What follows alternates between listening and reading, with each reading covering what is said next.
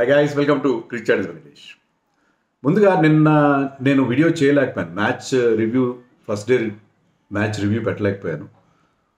కొన్ని ప్రత్యేక కారణాల వల్ల అలా జరిగింది. చాలామంది అడుగుతున్నారు. నేను కొత్త ప్లేస్లో ఉన్నాను. అక్కడ నెట్వర్క్ ఇష్యూస్ వల్ల నేను అది వీడియో మీకు అందించలేకపోయాను. ప్రయత్నం అయితే చేశాను, but it could not get through. Anyway, match మాత్రం మహారంజుగా చాలా ఇంట్రెస్టింగ్గా ఉంది. చాలా చాలా ఎక్సైటింగ్గా అనిపిస్తుంది. 2 రోజుల్లోనే లో స్కోరింగ్ థ్రిల్లర్గా మారింది మ్యాచ్. అండ్ ఇండియాకి స్లైట్ అడ్వాంటేజ్ కూడా కనిపిస్తుంది. పూర్తిగా అడ్వాంటేజ్ ఉంటుందని చెప్పలేము. అడ్వాంటేజ్ కూడా కనిపిస్తుంది విత్ సర్టన్ క్లాజెస్. చూడాలి మ్యాచ్ ఏ విధంగా టర్న్ అవుతుంది చూడాలి. టాస్ గెలిచి ముందుగా బ్యాటింగ్ చేయడం తప్ప లేదు, నో, డెఫినెట్గా ఆ పిచ్ మీద. ఎందుకంటే పోను ఇది ఇంకా డేంజరస్గా మారుతుంది కాబట్టి టాస్ గెలిచి ముందుగా బ్యాటింగ్ చేయడం వెరీ గుడ్ డెసిషన్ అని చెప్పుకోవాలి. సరే, రోహిత్ శర్మ ఉండకపోవడం గురించి మనం ముందే మాట్లాడుకున్నాం. దాని గురించి మళ్ళీ మాట్లాడే పరిస్థితి లేదు. బట్ పరిస్థితి మీన్స్ అవసరం లేదు అని అనుకోవాలి. ఎందుకంటే రోహిత్ శర్మ గురించి నేను కామెంట్ చేసినా దానికి చాలా పెడార్థాలు తీస్తున్నాను. ఎనీవే, మ్యాచ్ మాత్రం చాలా చాలా ఇంట్రెస్టింగ్గా మార్చాడు రిషబ్ పంత్. సెకండ్ డే రోజు అతను ఆడిన ఇన్నింగ్స్ నిజంగా అతను కొన్ని ఎక్స్ఫ్యాక్టర్ ఇన్నింగ్స్ ఆడతాడు. మ్యాచ్ విన్నింగ్ ఇన్నింగ్స్ అనే అనుకోవాలి ఇది కూడా, ఎందుకంటే అంత గొప్పగా ఆడాడు. ఫస్ట్ ఇన్నింగ్స్లో చాలా చాలా కాషియస్గా ఆడి 40 స్ట్రైక్ రేట్తో ఆడిన రిషబ్ పంత్ ఇప్పుడు 180 స్ట్రైక్ రేట్తో ఆడడం అంటే అది అతనికే చెల్లింది. సో రిషబ్ పంత్ ఎందుకు అంత ఇంపార్టెంట్ మనకి టెస్ట్ క్రికెట్లో అనేది మరొకసారి అతను ప్రూవ్ చేశాడు. ఆ ఇన్నింగ్స్ వల్ల ఇండియాకి కొత్త లైఫ్ వచ్చింది. Definitely it's very very tough pitch. అలాంటి పిచ్ మనం ఇండియాలో ర్యాంక్ టర్నర్ ఇస్తే గగ్గోలు పెట్టేస్తారు అందరూ. ఇదేంటిది టర్నర్ ఏంటి, 2.5 రోజులు అయిపోయిందండి. ఆస్ట్రేలియా వాళ్ళు చేసింది ఏంటి, ఇండియాకి స్పిన్నర్స్కి అడ్వాంటేజ్ ఉంటుంది సిడ్నీలో అని చెప్పి 7-8 ఇంచుల గ్రాస్ వదిలేశారు. సిడ్నీలో ఎప్పుడు ఇలాంటి గ్రీన్ పిచ్ చూడలేదని చెప్పి ఎంతోమంది చెప్తున్నారు. జస్టిన్ లాంగర్ చెప్పాడు, సిడ్నీలో నేను బాల్ ఎప్పుడు కూడా వేస్ట్ హైలో కలెక్ట్ చేస్తారు keepers, but I have seen Rishabh Pant and Alex Carey collecting with their fingers upwards, అంటే షోల్డర్ హైట్లో కలెక్ట్ చేస్తున్నారు. ఈ హైట్లో వస్తుంది బాల్. అంత బౌన్స్ మీకు ఏ పెర్త్లోనో బ్రిస్బెన్లోనో ఉంటుంది, సిడ్నీలో ఉండదు. సిడ్నీ ఈజ్ మామూలు లో బౌన్స్ వికెట్. కానీ వాళ్ళు ఇండియాకి ఛాన్స్ ఇవ్వకూడదు, ఇండియాని దెబ్బ కొట్టాలి, బుమ్రా తప్ప వాళ్ళకి సరైన బౌలింగ్ లేదు అని చెప్పి వాళ్ళు ఈ రకమైన వికెట్ తయారు చేసి మనకి ఇచ్చారు. చాలా చాలా అన్యాయమైన పరిస్థితి. బట్ ఇండియా ఇప్పటివరకు 2 డేస్లో India proved a better team. బాగా కంబ్యాక్ అయ్యారు. లాస్ట్ టెస్ట్ మ్యాచ్లో చాలా డిసప్పాయింటింగ్ డిఫీట్ తర్వాత ఇండియన్ టీం బ్రహ్మాండంగా కంబ్యాక్ అయింది అని చెప్పాలి. అండ్ దానికి రిషబ్ పంత్ ఒక్కడే కాదు కారణం. ఈవెన్ సెకండ్ ఇన్నింగ్స్లో బౌలింగ్ చేసిన Siraj, Prasidh Krishna, even Nitish Kumar Reddy, everybody has contributed. సరే, ఫస్ట్ డే గురించి నేను ఎలాగో చెప్పలేదు. ఫస్ట్ డే గురించి నేను మాట్లాడే ఎక్స్ట్రాడినరీ ఫస్ట్ డే కూడా కొన్ని కాన్స్టర్స్ బుమ్రా మధ్య ఒక చిన్న మాటల యుద్ధం అనండి, రకరకాల ఫ్యాక్టర్స్ మనకు అనిపించినాయి ఫస్ట్ డే రోజున. చాలా చాలా లాస్ట్ బాల్ ఆఫ్ ది సెషన్కి వికెట్లు రావడం, ఖవాజా అవుట్ అవడం కానీ, గిల్ అవుట్ అవడం కానీ, సో ఇలాంటి చిత్రవిచిత్రమైన పరిస్థితులు కనిపించింది. And Virat Kohli again getting out to ball out side the off stump. So ఇక్కడ దానికి అంతకుముందు అతనికి లైఫ్ రావడం, ఆ లైఫ్ అది క్యాచ్ అని చెప్పి ఆస్ట్రేలియా క్లెయిమ్ చేయడం, థర్డ్ ఎంపైర్ దాన్ని నాట్అవుట్గా పరిగణించడం. సో ఫస్ట్ డే చాలా యాక్షన్ ప్యాక్డ్గా జరిగింది. సెకండ్ డే విషయానికి వస్తే 9 for 1 స్టార్ట్ చేశారు వాళ్ళు. బుమ్రా యాజ్ హిజ్ ఓన్డ్ ఎప్పటిలాగే ఫస్ట్ వికెట్ తొందరగా మా లబుషేన్ అవుట్ చేశాడు. Siraj bowled beautifully. మార్నింగ్ సెషన్లో సిరాజ్ స్పెల్ అద్భుతంగా he was getting his out swinger going. So Siraj మంచి స్పెల్ వేశాడు. ఆ స్పెల్లో అతనికి మంచి వికెట్లు కూడా వచ్చాయి. ఈ got rid of Konstas, the danger man. And also Travis Head ఈ పిచ్ మీద అతను ఏం చేయలేదు. ఇలాంటి పిచ్ మీద ట్రావిస్ హెడ్ ఫ్లాట్ వికెట్స్ మీద ఆడతారు, కానీ ఇక్కడ అతను ఆడే పరిస్థితులు. ట్రావిస్ హెడ్ని 2 అవుట్ చేశాడు. బట్ స్మిత్ చాలా బాగా ఆడాడు. స్మిత్ ఒక పార్ట్నర్షిప్ చూసాం మనం. సో స్మిత్ అని కొత్త కుర్రాడు బో వెబ్స్టర్ వాళ్ళు కాకుండా బో వెబ్స్టర్ కలిసి ఒక పార్ట్నర్షిప్ చూసాం మనం. But Prasidh Krishna bowled beautifully. Lunch తర్వాత కొద్దిసేపటికి బుమ్రా ఫీల్డ్లోంచి వెళ్ళిపోయాడు. అతనికి బ్యాక్ స్పాజమ్స్ అని చెప్పి పోస్ట్ మ్యాచ్ ప్రెస్ మీట్లో ప్రసిద్ధ్ కృష్ణ చెప్పాడు. ఈజ్ అండర్ వాచ్, అతని ప్రోగ్రెస్ని మానిటర్ చేస్తున్నారు.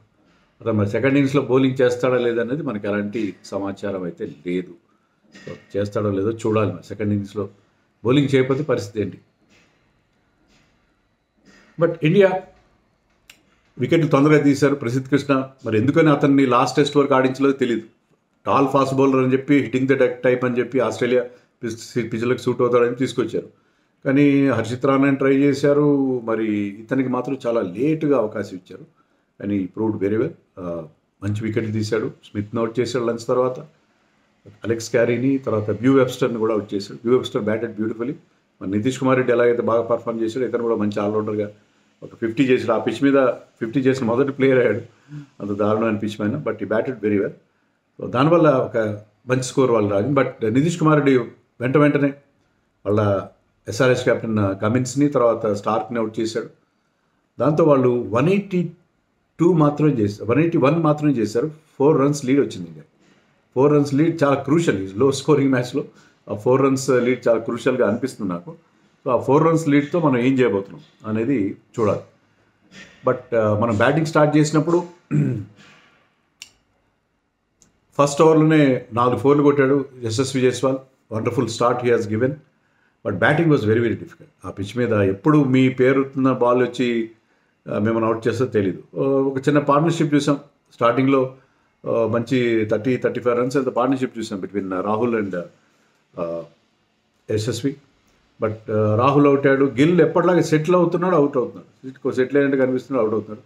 విరాట్ కోహ్లీ ఫస్ట్ ఇన్నింగ్స్లో అలాగే వరుసగా 2 రోజుల్లో again chasing the ball out side the off stump out అయిపోయాడు. సో ఈ సిరీస్ చాలా చాలా విరాట్ కోహ్లీకి ఫర్గెటబుల్ సిరీస్గా, సెంచరీ ఉన్నప్పటికీ కూడా, ఎందుకంటే సెంచరీ ఉంది, ఒక 36 ఉంది, ఒక 2 చోట్ల బాగానే ఈ మ్యాచ్లో కూడా ఫస్ట్ ఇన్నింగ్స్లో కాస్త ఫైటింగ్ నాక్ ఆడాడు. కానీ the pattern of his dismisses ప్రతి ఇన్నింగ్స్లో కూడా chasing the ball out side the off stump out అవ్వడం. కొన్నిసార్లు బ్యాక్ ఫుట్లో అవుట్ అయ్యాడు, కొన్నిసార్లు ఫ్రంట్ ఫుట్లో అవుట్ అయ్యాడు. ఈసారి అయితే డీప్ ఇన్ ద క్రీస్ నుండి దాన్ని ఫీల్ అవుతున్నాడు. Is feeling for the deliveries out side the off stump and ఒకటే ప్యాటర్న్లో అవుట్ అవుతున్నాడు.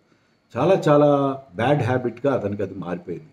సో అది చాలా బాధ కలిగిస్తుంది. స్కాట్ బోలాండ్ మళ్ళీ అతను అవుట్. స్కాట్ బోలాండ్ ఫస్ట్ ఇన్నింగ్స్లో 4 wickets తీశాడు, ఇక్కడ కూడా 4 wickets. చాలా యాక్యురేట్ బౌలర్ అతను. Accurate bowler, always ask questions. Wonderful bowler. ఎప్పుడో కానీ అవకాశం రాదు నాకు అతనికి. చూస్తే స్టూవర్ట్ మెక్గిల్ గుర్తుకొస్తాడు. ఎందుకంటే షేన్ వార్న్ లేనప్పుడు ఆ లెగ్ స్పిన్నర్ వచ్చి బౌలర్ వికెట్లు తీసాడు. అలాగే ఇతను కూడా హ్యాజల్వుడ్ మరొక ఫాస్ట్ బౌలర్ ఇంజరీ అయితే అవైలబుల్ లేకపోతే వచ్చి తనకు వచ్చిన లిమిటెడ్ అవకాశాల్లో అద్భుతమైన బౌలింగ్ చేశాడు. ఈ సిరీస్లో ఆడిన 3 టెస్టులో బౌలర్ని వికెట్లు తీశాడు. బుమ్రా అందరూ హైలైట్ అవుతున్నారు. బుమ్రా 32 wickets తీసి highest wickets taken in a series in Australia record నమోదు చేశాడు. బట్ స్కాట్ బోలాండ్ కూడా చాలా అద్భుతమైన బౌలింగ్ చేశాడని చెప్పాలి. సో బోలాండ్ మళ్ళీ 4 wickets తీయడం. ఇండియా వికెట్లు పడుతూనే ఉన్నాయి. ఇండియా రిషబ్ పంత్ ఆడిన అద్భుతమైన 61 runs, 33 balls, 4 6లు 6 4లు కొట్టేసాడు. టబా టబా ఫస్ట్ అంటే అతనికి ఈసారి లైసెన్స్ వచ్చింది. వస్తే కోచ్ చెప్పాడు, go and express your self అని చెప్పుంటాడు కోచ్. సో ఇక్కడ ఏంటంటే అతను ఈ ప్లేడ్ ఈజ్ న్యాచురల్ గేమ్. అక్కడ ఆ ఇన్నింగ్స్ ఆడడం అంత ఈజీ కాదు ఆ పిచ్ పైన. ఓన్లీ రిషబ్ పంత్ ఆడగలడు అలాంటి ఇన్నింగ్స్. గతంలో కూడా చూసాం. So Rishabh Pant can play that kind of inning. So ఆ ఇన్నింగ్స్ ఆడడంతో ఏంటంటే కొత్త లైఫ్ వచ్చింది మ్యాచ్లో. అతని ఇన్నింగ్స్ పక్కన పెడితే ఇంకా ఏం లేవు, పెద్దగా చెప్పుకోదగ్గడానికి ఏం లేదు అక్కడ. సో అతను ఆడిన ఇన్నింగ్స్ వల్ల డెఫినెట్గా ఇండియా ఇప్పుడు బెటర్ కనిపిస్తుంది. జడేజా ఆడినాడు. Jadeja different role. Jadeja anchor role.